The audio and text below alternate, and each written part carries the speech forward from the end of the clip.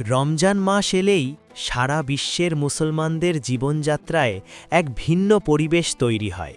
আর এর ব্যতিক্রম নয় চীনও। হ্যাঁ, অনেকেই জানেন না যে বিশাল দেশ চীনে প্রায় 2 কোটিরও বেশি মুসলমান বাস করেন। বিশেষ করে শিনজিয়াং, নিংশিয়া এবং গানসু অঞ্চলে মুসলিম জনগোষ্ঠী বেশি। রমজান মাসে সূর্য ডুবতেই শুরু হয় তাদের ইফতার। প্রথমেই অনেক চাইনিজ মুসলমান খেজুর আর পানি দিয়ে ইফতার শুরু করেন, যা মুসলিম বিশ্বের সাধারণ সুন্নতি রীতি। এরপর টেবিলে থাকে কিছু ঐতিহ্যবাহী খাবার। সবচেয়ে জনপ্রিয় একটি খাবার হল লামিয়ান। এটি এক ধরনের হাতে টানা নুডলস, যা গরম স্যুপের সঙ্গে পরিবেশন করা হয়। আরেকটি জনপ্রিয় খাবার হল ইয়াং রো চুয়ান, মশলাদার ভেড়ার মাংসের কাবাব, যা আগুনে গ্রিল করে তৈরি করা হয়।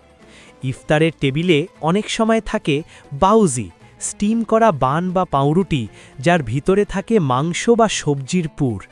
পানীয় হিসাবে অনেকেই পান করেন গরম চা বা মিষ্টি দুধ চা। সব মিলিয়ে দেখা যায় চীনের মুসলমানদের ইফতারেও ইসলামী ঐতিহ্য আর চাইনিজ খাবারের এক সুন্দর মিশ্রণ রয়েছে। তাই বলা যায়, দেশ ভিন্ন হলেও রমজানের আনন্দ আর ইফতারের অনুভূতি সারা বিশ্বের মুসলমানদের জন্য প্রায় একই।